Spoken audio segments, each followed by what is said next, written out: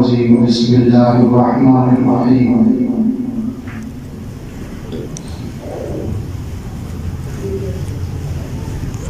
يا أيها الذين آمنوا إن تنصروا الله ينصركم ويثبت أقدامكم صدق الله العظيم سبحان ربك رب العزة عما يصفون وسلام على المرسلين والحمد لله رب العالمين اللهم صل على سيدنا محمد وعلى آل سيدنا محمد وبارك وسلم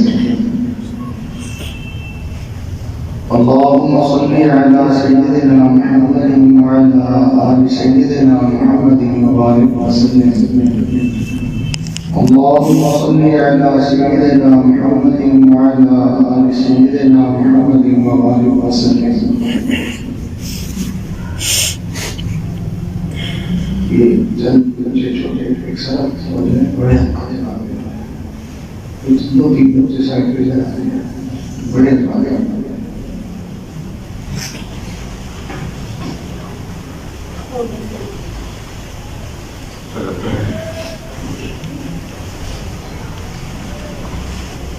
اللہ تعالیٰ نے انسان کو بہت ساری نعمتوں سے نوازا ہے جزاک اللہ ایک سے بڑھ کے کوئی نعمت اللہ نے اپنے بندے کو عطا فرمائی اللہ تعالیٰ کی ہر نعمت بے مثل اور بے مثال ہے ان نعمتوں میں سے عظیم نعمت ہے اللہ نے انسان کو ایمان کی دولت عطا فرمائی اللہ تعالیٰ ہمیں عزت دے دیتے اللہ تعالیٰ ہمیں صحت دے دیتے اللہ تعالیٰ ہمیں دولت دے دیتے اللہ تعالیٰ ہمیں محل گھر دے دیتے اچھا خاندان دے دیتے دنیا جہان کی ساری دولتیں اگر اللہ ہمیں دے دیتے اور ایمان نہ دیتے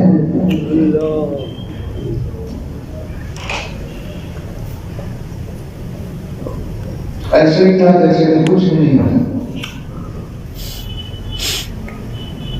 یہ ایمان اتنی بڑی دولت اللہ نے عطا فرمائی ہے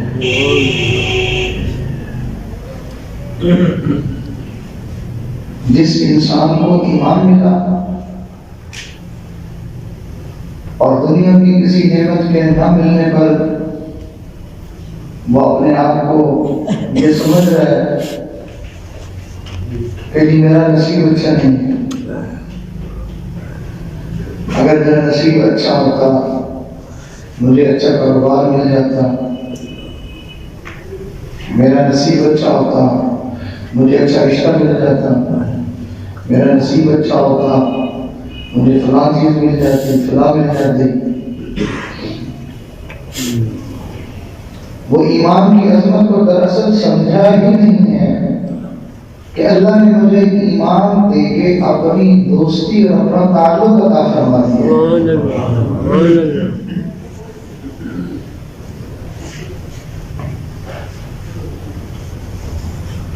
جسے ایمان ملا ہے دنیا میں اگر اس کو نعمتیں نہیں بھی ملی تو چند دن کی بات ہے اس ایمان کی وجہ سے اللہ تعالیٰ اس کو اتنی بڑی جنت عطا فرما دیں گے اتنی بڑی جنت کہ دنیا کے بڑے بڑے بادشاہوں کو بھی اس جیسی شاہی اور سلطنت عطا نہیں کی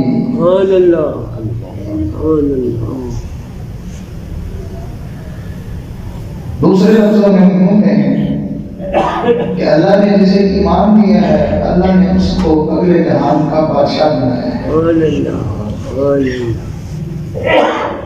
اور کیا چاہتے ہیں ہم 2 دن کی بات ہے 4 دن کی بات ہے 6 مہینے سال کی بات ہے ایمان نصیب ہوا ہے اللہ تعالیٰ اس ایمان کی وجہ سے انسان کو جنت کا مقیم بنائیں گے اور وہ جنت کتنی بڑی ہوگی حدیث مبارکہ میں آتا ہے کہ سب سے آخر میں جو ہزاروں سال جہنم میں پڑا رہے گا، جو ہزاروں سال جہنم میں پڑا رہے گا، جو کسی کی سفارش اور کسی کی شفاعت کی وجہ سے اس کو جنت نہیں، بلکہ محض اللہ کے فضل سے، محض اللہ کی کرم سے اللہ تعالیٰ کچھ جہنمیوں کو لب بھر کے جنت سے، جنت کے لیے جو ہے وہ ان کو نکالیں گے۔ سب سے آخر میں جو جنتی جنت کی طرف جائے گا، نبی اسلام نے ارشاد فرمایا اللہ اس کو جو جنت عطا کریں گے وہ اس دنیا سے بھی 10 گنا بڑی ہوگی۔ ایمان کیا مطلب ہے؟ ایمان کی وجہ سے انسان کو اللہ تعالیٰ اپنا دوست بنا لیتے ہیں، اللہ تعالیٰ اس کو اپنا کہہ دیتے ہیں کہ یہ تو میرا ہے۔ آج جس کے پاس مکان ہے وہ اپنے مکان کی حفاظت کی فکر کرتا ہے، بے قبضہ نہ کرتا ہے۔ آج جس کے پاس کاروبار ہے وہ اپنے کاروبار کی فکر کرتا ہے۔ آج جس کے پاس جو کوئی چیز اللہ کی نعمت ہے وہ اس کی حفاظت کرتا ہے، حتیٰ کہ لوگ اپنے جوتے کی بھی حفاظت کرتے ہیں۔ کسی فنکشن میں، کسی پروگرام میں، کسی مسجد میں جاتے ہیں تو اپنے جوتے کی حفاظت بڑے احتیاط سے اس کو رکھتے ہیں کہ میرا جوتا ضائع نہ ہو جائے۔ لیکن ایک دولت اللہ نے جو ایمان عطا فرمایا ہے، جو کائنات کی ساری دولتوں سے سب سے انمول اور انوکھی نعمت ہے، انسان اگر حفاظت نہیں کرتا تو اس ایمان کی حفاظت نہیں کرتا۔ بچ گیا تو بچ گیا، نہ بچا تو نہ صحیح۔ سارا دن ہم صبح سے لے کے شام تک وہ کام کرتے ہیں جس سے ایمان کی دھجیاں اڑ جاتی ہیں، اور ہمیں ایمان کے ضائع ہونے کا کوئی ڈر نہیں لگتا۔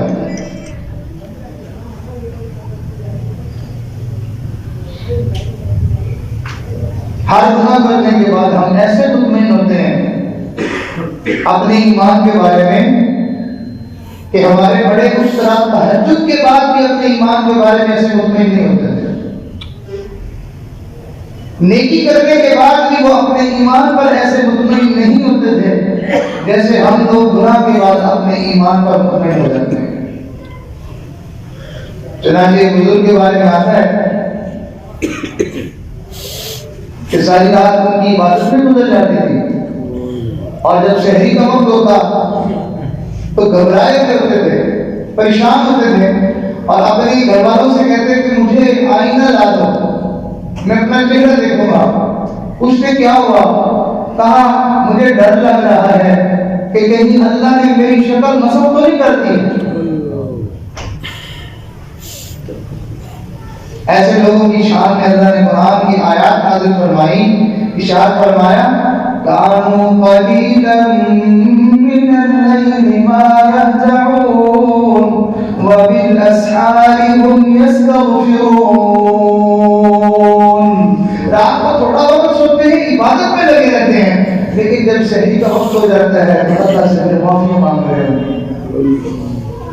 اللہ سے معافی مانگتے ہیں، اللہ آپ ہمیں معاف کر دیجیے۔ ایمان کو بچانے کی فکر رکھیے گا۔ آج ہم لوگ جھوٹ بولے ہمارے ایمان کو کچھ نہیں ہوتا، ہم لوگ بدنگاہی کریں ہمارے ایمان کو کچھ نہیں ہوتا، ہم لوگ کسی کی دل آزاری کریں ہمارے ایمان کو کچھ نہیں ہوتا، ہم جو ہے وہ کوئی برا سین دیکھیں ہمارے ایمان کو کچھ نہیں ہوتا، ہم دوسروں سے بدگمان ہوں ہمارے ایمان کو کچھ نہیں ہوتا، ہم پیٹھ پیچھے لوگوں کی برائیاں کریں ہمارے ایمان کو کچھ نہیں ہوتا، حتیٰ کہ ہم جان بوجھ کر نماز چھوڑ دیں ہمارے ایمان کو پھر بھی کچھ نہیں ہوتا۔ اصل وجہ کیا ہے کہ ایمان کو کچھ نہیں ہوتا؟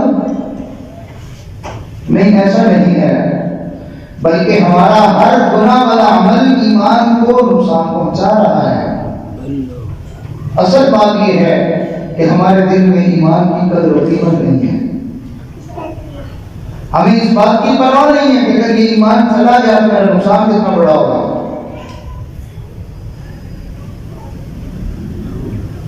ہمارے اکابرین نیک اعمال کرتے تھے اور نیک اعمال کے بعد انسان کی جو ایمانی کیفیت بڑھتی ہے وہ اس کی فکر کیا کرتے تھے کہ میری اس ایمانی کیفیت میں کمی تو نہیں آئی. اگر کسی انسان کو ایمان نصیب ہے، اعمال نصیب ہے، لیکن ایمان کی وہ کیفیت محسوس نہیں کر رہا تو کوئی بات نہیں ہے. لیکن ہمارے بڑوں کو اپنے ایمان کا اتنا خیال تھا کہ اپنے ایمان کو بڑھانے والے اعمال کا ثمر اور نتیجہ جو کیفیت کی صورت میں ظاہر ہوتا تھا وہ اپنے دل میں دیکھا کرتے تھے کہ میری کیفیات میں کہیں کمی نہیں آتی. چنانچہ ایک صحابی ہیں تو وہ اپنی کیفیت کو دیکھ رہے ہیں. انہوں نے نماز چھوڑی ہے؟ نہیں. انہوں نے بدکاری کی ہے؟ نہیں. انہوں نے جھوٹ بولا؟ نہیں. کسی قسم کا کوئی گناہ نہیں کیا ہے. اپنی ایمان کی کیفیت کو دل میں دیکھا کہ جو رسول اللہ صلی اللہ علیہ وسلم کے سامنے بیٹھ کے میرے ایمان کی کیفیت تھی، میرے گھر آنے کے بعد وہ میری کیفیت نہیں، تو وہیں بیٹھے بیٹھے شور مچا دیا، نفق حنظلہ، نفق حنظلہ. حنظلہ تو منافق ہو گیا ہے، اس کے پاس تو ایمان ہی نہیں بچا. جیسے آپ نے دیکھا ہوگا کہ کسی آدمی کے پاس جو ہے وہ بہت قیمتی چیز ہو تو وہ ذرا سی ادھر ادھر ہو جائے، ہوتی قریب ہی اس کے پاس ہی ہوتی ہے، لیکن بڑی قیمتی ہونے کی وجہ سے ایک لمحے کے لیے ادھر ادھر ہو جائے تو وہ پاگلوں کی طرح وہ میری چیز کدھر گئی، وہ میری چیز کدھر گئی. تو دوسرے دیکھنے والے کہتے ہیں کہ صبر کرو، ادھر ہی ہے، یہ پڑی ہوئی ہے، لے لو. دراصل اس کے دل میں اس چیز کی جو قدر اور اہمیت ہے، اس کی وجہ سے وہ ایک لمحے کی بھی جدائی کو برداشت نہیں کرتا ہے کہ کہیں مجھ سے کھو نہ جائے، کہیں مجھ سے ضائع نہ ہو جائے. حضرات صحابہ کرام رضوان اللہ تعالی علیہم اجمعین وہ بھی اپنے ایمان کی ایسے ہی فکر کیا کرتے تھے. چنانچہ حضرت حنظلہ رضی اللہ تعالیٰ عنہ کو جب کیفیت ایسی محسوس ہوئی تو انہوں نے تو ایمان ایسا نہیں کہ ایمان چلا گیا تھا، ایمان موجود تھا، مگر ایمان کا کمال جو نبی اسلام کے سامنے بیٹھ کر اس کی جو ہے وہ ٹھاٹھیں ہوتی تھی اور جو بہاریں ہوتی تھی اس میں ذرا سی کمی محسوس کی تو شور مچا دیا کہ حنظلہ تو منافق ہو گیا. اور یہ شور مچاتے ہوئے باہر نکلے تو آگے سے وہ ہستی نظر آئی، وہ شخصیت نظر آئی، وہ اللہ کے برگزیدہ بندے نظر آئے کہ جن کے بارے میں پوری امت متفق ہے کہ انبیاء کے بعد سب سے اونچی شان والا جو اللہ کا بندہ ہے اس کا نام سیدنا صدیق اکبر رضی اللہ عنہ. بلکہ علماء کہتے ہیں کہ ساری امت کے ایمان کو ایک طرف رکھو، اکیلے ابو بکر کے ایمان کو ایک طرف رکھو تو ابو بکر رضی اللہ تعالیٰ عنہ کے ایمان والا پلڑا جھک جائے گا. نبی اسلام نے ساتھ فرمایا جس کا مفہوم یہ ہے کہ تمہیں میرے ابو بکر کی شان کا مرتبے کا کیا پتا، تم کیا جانو میرے ابو بکر کو. جس وقت تم سارے مجھے جھٹلا رہے تھے اس وقت میرے نبوت کی تصدیق کرنے والا یہ ابو بکر ہی تھا. کوئی بھی ایمان نہیں لایا تھا، ابو بکر رضی اللہ تعالیٰ عنہ ایمان لے آئے. اور جب انہوں نے حضرت حنظلہ رضی اللہ تعالیٰ عنہ کو یہ کہتے ہوئے سنا، فرمایا کہ حنظلہ کیا ہوا؟ کہا میں نبی اسلام کی مجلس میں ہوتا ہوں، وہاں میرے دل کی کیفیت کچھ اور ہوتی ہے، اور جب میں میری بچوں کے گھر میں آ جاتا ہوں تو میرے دل کی کیفیت کچھ اور ہوتی ہے. اللہ صدیق اکبر رضی اللہ تعالیٰ عنہ کو بھی اپنے ایمان کی فکر پڑتی. ہمیں لگے حنظلہ اگر ایسا معاملہ ہے تو حنظلہ یہ تو میرا بھی معاملہ ایسے ہی ہے. آؤ پھر رسول اللہ کے پاس پیش ہوتے ہیں، اللہ کے محبوب کے پاس پیش ہوتے ہیں.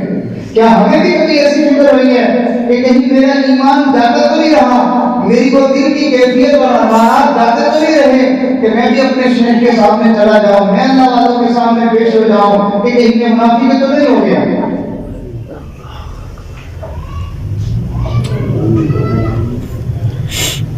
ہم نے بھی کبھی اپنا ایمان کسی کو چیک کروایا ہے؟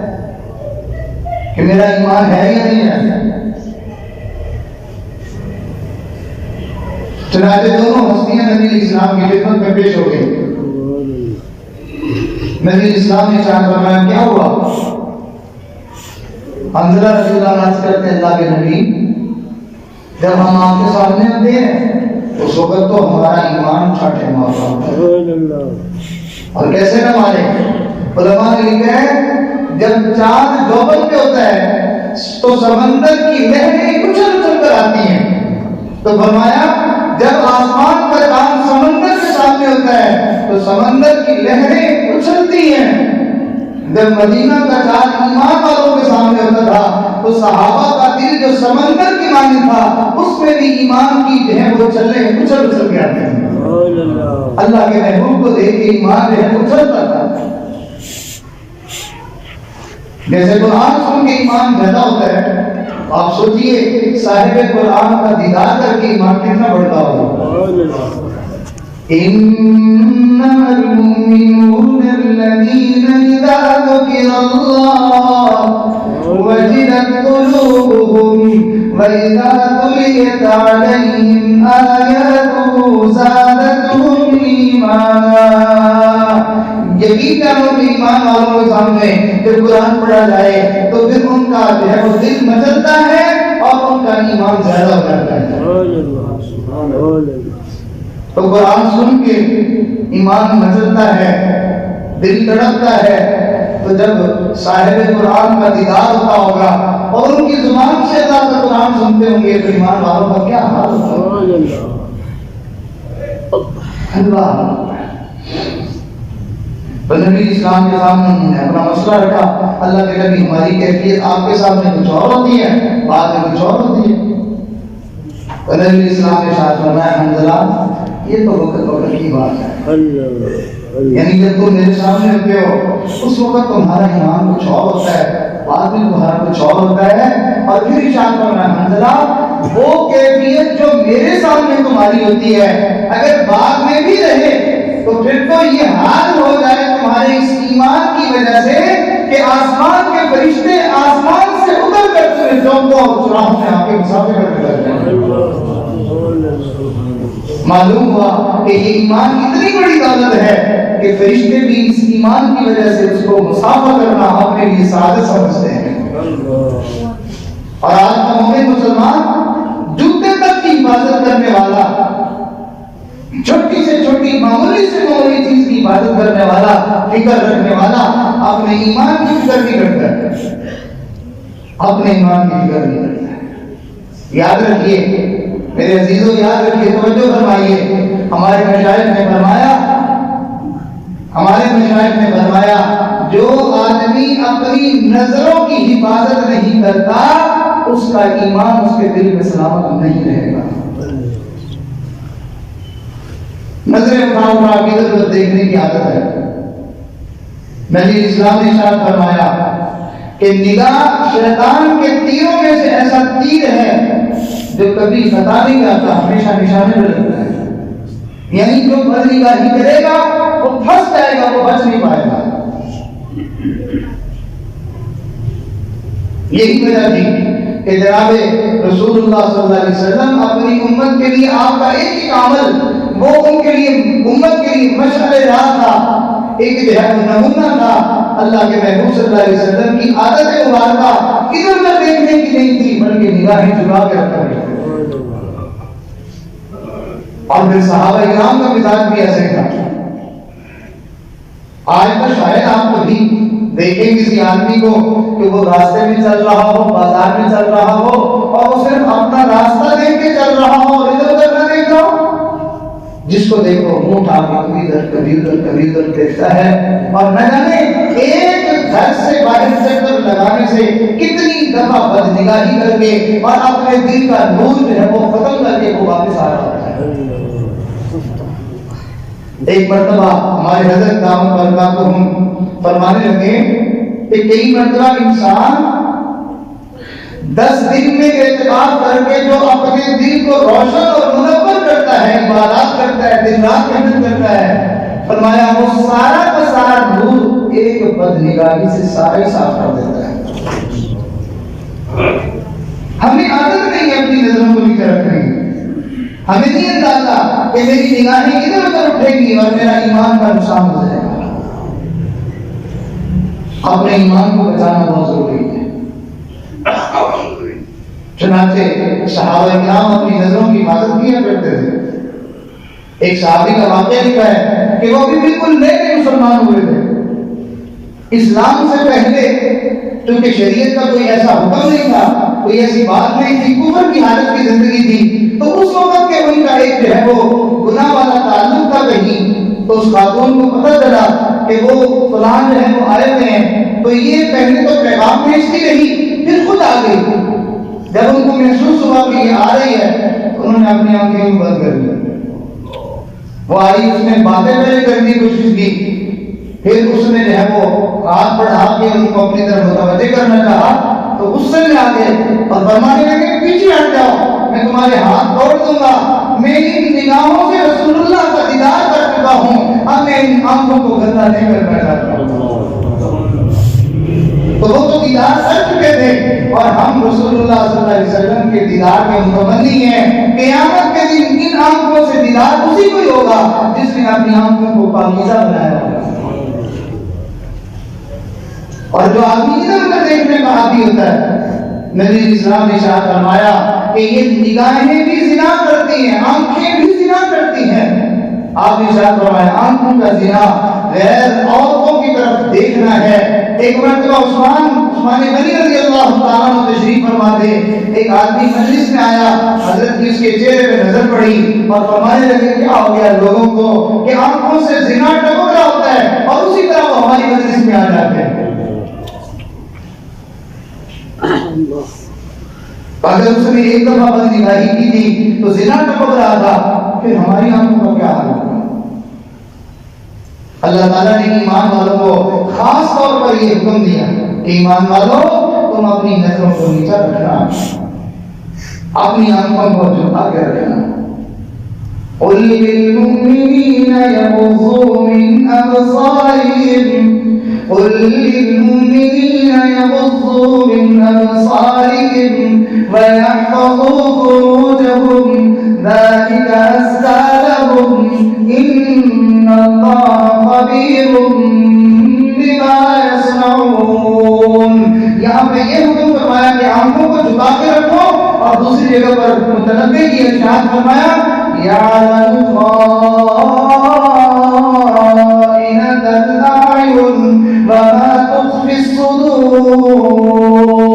وہ تمہاری آنکھوں کی خیانت کو جانتا ہے اور جو تمہارے سینوں میں چھپا ہوا ہے وہ سب اس کو پتا ہے.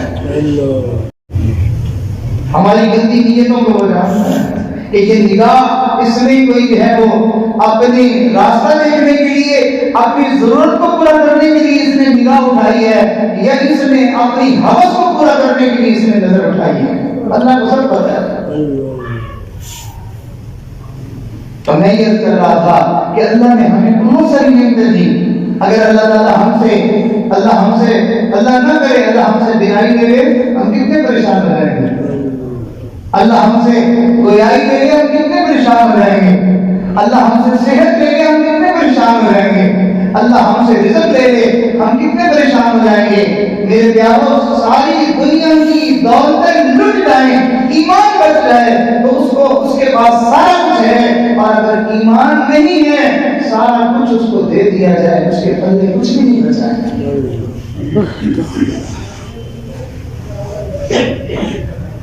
کیا ہمیں کوئی بندہ یہ کہتے کہ آپ ایک لمحے کے لیے آپ فرعون بننا پسند کریں گے؟ بھائی فرعون کو کیا کیڑے پڑے ہوئے, کیا وہ بدشکل ہے, کیا اس کا رنگ کالا ہے, کیا دنیا کا عیب ہے, اتنا بڑا بادشاہ تھا وہ. ہاں ہم سب جانتے ہیں وہ بے ایمان تھا, تو ہم ایک لمحے کے لیے بے ایمان بننا پسند نہیں کرتے ہیں, لیکن کام ہمارے وہی ہیں جو ہمیں بے ایمان بنا ہے. تو لہذا ہمیں اپنے ایمان کو بچانے کی فکر کرنی ہے. دن رات بندے کو فکر لگی رہی ہو کہیں میرے ایمان کا نقصان نہ ہو جائے. ہر لمحے اس بات کی فکر کرنی ہے. چنانچہ ایک بزرگ تھے, اب دیکھو اچانک جب کوئی بندہ بات کرے تو پھر جو جواب ملے تو اس سے اندازہ ہوتا ہے کہ یہ کس سوچ میں کس خیال میں یہ بندہ گھوم رہا. تو کسی نے ایسے ہی گاتے ہوئے کہہ دیا طنز کرتے ہوئے کہ تیری داڑھی اچھی ہے کہ میرے بکرے کی پونچھ اچھی ہے. آپ دیکھیں نا کیسا غصہ دلانے والی بات ہے. لیکن حضرت نے عجیب بات فرمایا بھائی اگر تو میں ایمان بچا کے لے گیا پھر میری داڑھی اچھی ہے، اور اگر میں موت کے وقت ایمان میرے پاس نہ ہوا پھر تیرے بکرے کی دم اچھی ہے. تو ہم اپنے ایمان کو بچانے کی فکر کریں. فلمیں دیکھنے والے، ڈرامے دیکھنے والے، ویڈیو کلپ دیکھنے والے اور بازار میں نظریں اٹھا کے ادھر ادھر دیکھنے والے، ہم کبھی اپنے اندر جو ہے وہ جھانکیں اندر کیا بنا، ایمان رہا یا نہ رہا. نبی علیہ السلام نے ہمیں جو ہے وہ کسوٹی دے دی. اس کسوٹی کی روشنی میں ہم جو ہے وہ ذرا اپنا ایمان تھوڑا چیک کر لیتے ہیں. اصل بات تو یہ ہے کہ ہمیں اگر سونا چیک کرنے کی کسوٹی دے بھی دی جائے تو ہمیں چونکہ طریقہ نہیں آتا، اس وجہ سے ہم صحیح اس کو چیک نہیں کر پائیں گے، ہم صحیح نتیجے میں نہیں پہنچیں گے. اس پر مجھے ایک واقعہ یاد آیا کہ ایک نوجوان تھا، غریب تھا. اس کی والدہ نے جو ہے اس کو اپنے زیورات میں سے اس کو کچھ جو ہے وہ دیا اور کہا کہ بیٹا یہ لے جاؤ اور بازار بیچ کے اس کا جو ملے تو لے آؤ، اپنے گھر کی ضرورتیں پوری کریں گے. غریب نوجوان تھا. ایک سنارے کے پاس گیا، اس نے دیکھا، اس نے کہا بھائی تمہارا مال تو چھوٹا ہے، کھوٹا سونا نہیں پھر رہے ہو. دوسرے کے پاس گیا، اس نے دیکھا، اس نے بھی یہی بات کی. اب اس کو یقین نہیں آ رہا تھا کہ میری والدہ نے مجھے یہ سونا دیا ہے، زیورات دیے ہیں، تو یہ کیسے کھوٹے ہو گئے. تو ٹھیک ہے، لیکن ہر بندے کے انکار کی وجہ سے اس کے دل پہ چوٹ لگتی رہی کہ میں ایک تو غریب ہوں اور اوپر سے لوگ جو ہے وہ غریبوں کا مال ویسے ہی چھوٹا بنا دیتے ہیں. خیر کرتے کرتے یہ ایک جگہ پہ پہنچا تو اس نے دیکھا کہ بہت ہی نیک اور شریف آدمی ہے. تو اس کے دل میں آیا کہ یہ بندہ ہو سکتا ہے کہ مجھے اچھا بھاؤ دے دے، اچھی قیمت لگا دے اور مجھے کچھ 4 آنے مل جائیں. تو اس نے اس کو ساری سٹوری سنائی، اپنی قوم کی داستان سنائی.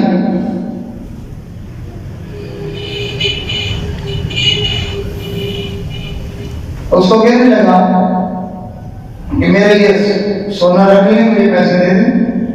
اس نے کہا بیٹا میں رکھ تو لوں گا لیکن شرط ہے میری. کہا کیا شرط ہے؟ کہا شرط یہ ہے کہ تمہیں جو ہے وہ چند مہینے میرے پاس کام کرنا ہوگا. میں تمہیں اجرت بھی دیتا رہوں گا لیکن یہاں تم میرے پاس کام کرو گے اور پھر اس کے بعد جو ہے میں یہ تمہارا سونا تمہارا رکھ لوں گا، پھر میں تمہیں اجازت دے دوں گا. اس نے کہا بہت اچھا.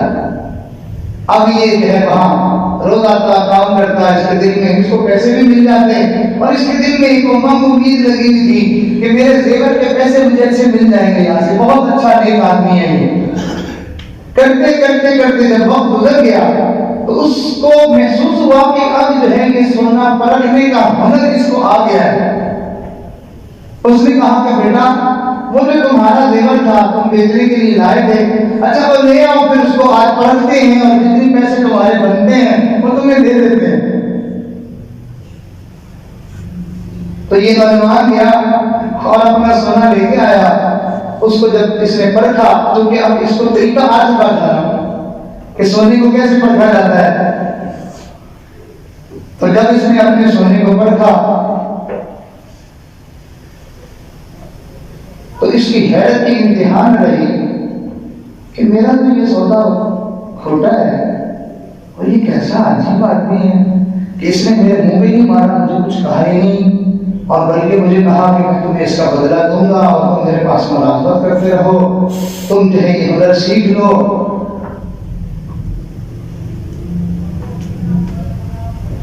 تو اس کے دل میں اس بندے کی قدردانی آ گئی کہ واقعی یہ عجیب آدمی ہے. کہ اس نے جو ہے وہ مجھے کھوٹے کھڑے کی پہچان سکھا دی اور اوپر سے میرے ساتھ احسان بھی کیا۔ اس واقعے کو سامنے رکھ کے ہم جب اللہ والوں کے سامنے جاتے ہیں، اللہ والے ہماری عادت اور اعمال کو دیکھ کے کہتے ہیں کہ تمہارے پہلے تو ایمان ہی نہیں ہے، ہمیں غصہ لگتا ہے، اچھا انہوں نے ہمیں بے ایمان بنا دیا۔ بھائی انہوں نے بے ایمان بنایا نہیں ہے، آپ کو اپنا ایمان بچانے کی طرف متوجہ کیا ہے۔ تو چلو ہم اپنا ایمان لے کے کسی اللہ والے کے پاس جائیں اور جا کے پوچھیں میرے پلے ایمان ہے بھی صحیح ہے نہیں؟ بعض دفعہ انسان اپنے آپ کو مومن سمجھ رہا ہوتا ہے اور وہ مومن سمجھ کر اپنے بارے میں معاملات کر رہا ہوتا ہے، جبکہ اللہ کے کاغذوں میں وہ بے ایمان لکھا جا چکا ہوتا ہے۔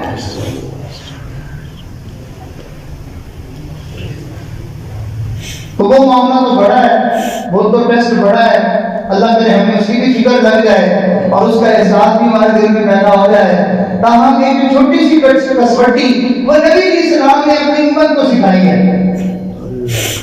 جس سے کچھ ہمیں ذہن میں آ سکتا ہے۔ نبی علیہ السلام سے صحابی نے پوچھا، اللہ کے نبی مل ایمان، ایمان کیا ہے؟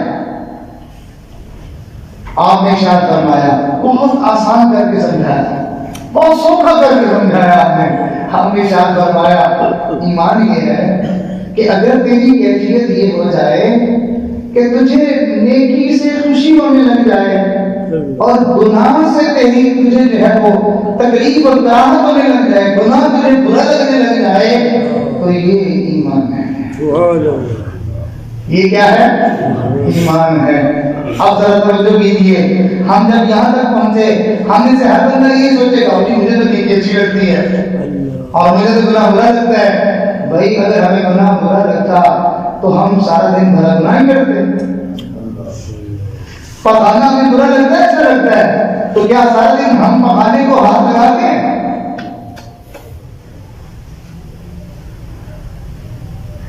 ہم تو اس کا نام سننا بھی پسند نہیں کرتے ہیں۔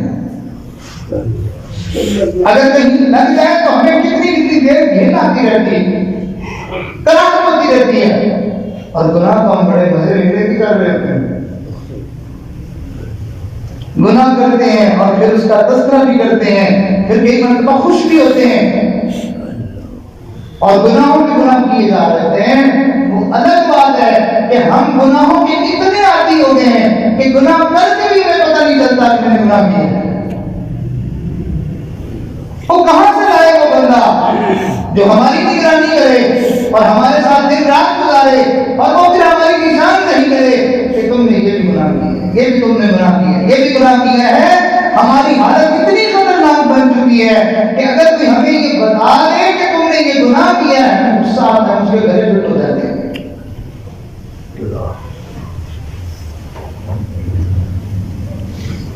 اور جو اللہ والے لوگوں کے گناہوں کو مٹانے کے لیے اور ان کی زندگی کو ایمان کے مطابق بنانے کے لیے محنت میں لگے ہوئے ہیں، ذرا ان سے پوچھ کے دیکھیے۔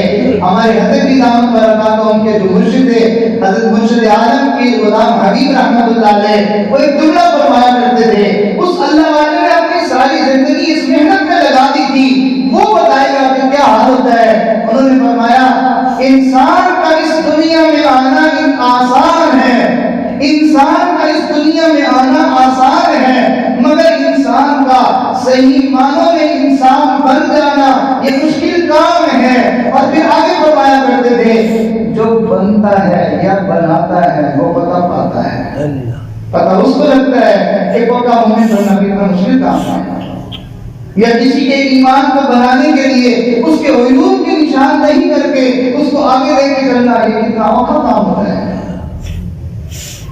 انسان اپنے گناہوں سے اتنی محبت کرتا ہے، انسان اپنے گناہوں سے اتنی محبت کرتا ہے، اتنی محبت وہ اپنے ماں باپ سے نہیں کرتا ہے۔ گناہ اس کو اتنے اچھے لگتے ہیں اور ہم بڑے آرام سے یہ سوچ لیں کہ مجھے نیکی اچھی لگتی ہے اور مجھے گناہ اچھے نہیں لگتے۔ ارے یہ صرف سوچنا ہی آسان ہے، یہ حقیقت کا نصیب ہو جانا یہ بڑا اوکھا کام ہے کہ انسان کو گناہ برے لگنے لگ جائے۔ اس پہ انسان کے لیے محنت ضروری ہوتی ہے. محنت کرتے کرتے کرتے اب تو ہم اس پوزیشن میں ہیں کہ ہمیں گناہوں کا چسکا پڑا ہوا ہے.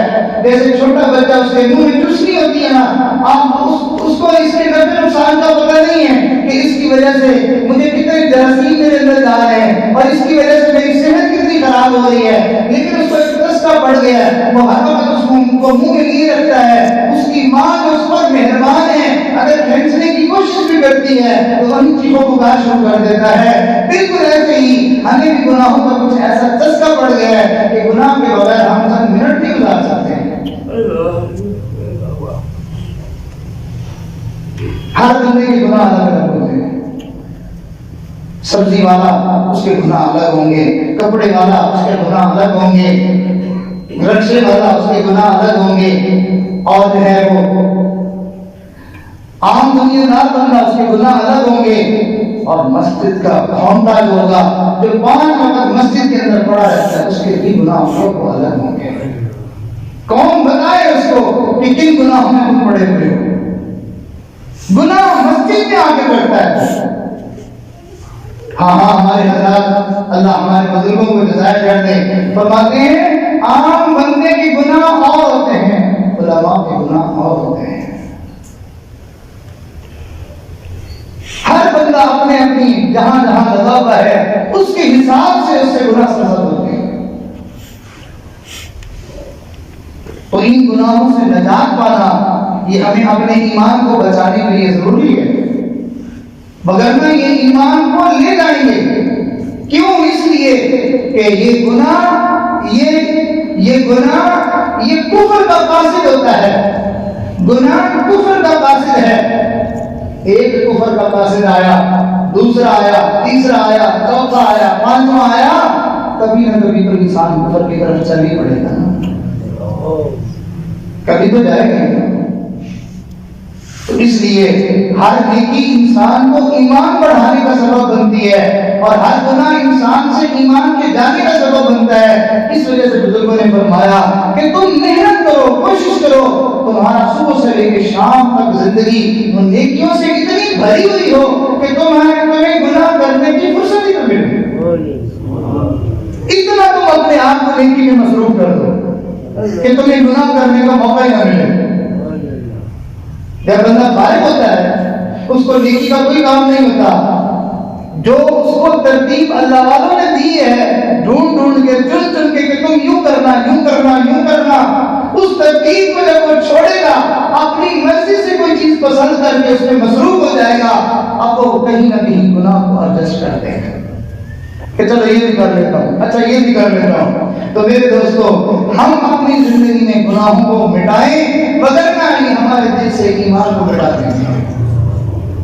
تو ہمیں گناہوں سے ایسے ڈرنا چاہیے.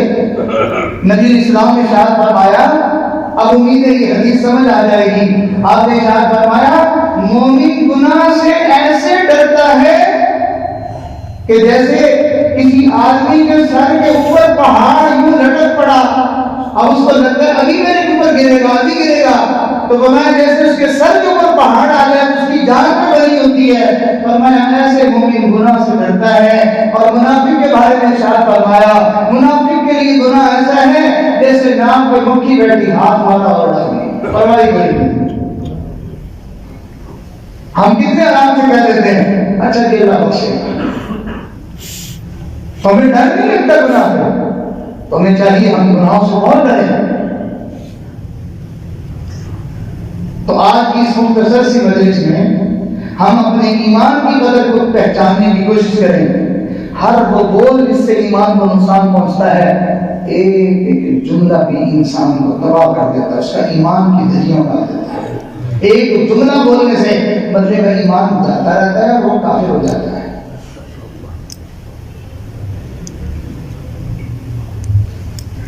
تو اپنی زبان سے نکلنے والے الفاظ میں دیکھیں کوئی گناہ تو نہیں ہے.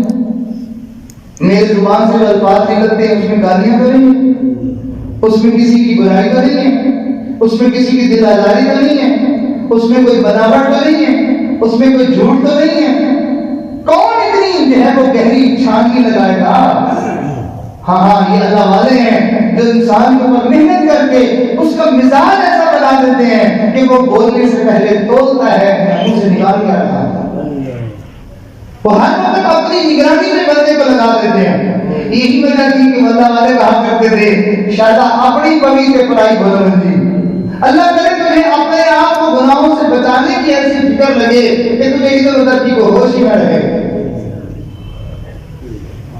تو اللہ تعالیٰ سے ہمیں یہ دعا مانگنی چاہیے، اللہ آپ نے ایمان دے کے ہمارے پر کتنا بڑا احسان کیا ہے، اللہ اس ایمان کی ہمیں حفاظت کی بھی توفیق عطا فرما، اور ایمان کو بچانے والے اعمال کی توفیق عطا فرما، اور ایمان کو بڑھانے والی مجالس بھی ہمیں نصیب فرما، اور ایسے اللہ والوں کی معیت اور ان کی صحبت کہ جن سے انسان کا ایمان بھی بچ جائے اور اس کو نیک اعمال کا شوق بھی نصیب ہو جائے، ایسے اللہ والوں کا ساتھ اور ان کی سنگت اور ان کی صحبت اللہ تعالی ہم سب کو نصیب فرمائے۔ وآخر دعوانا الحمدللہ رب العالمین۔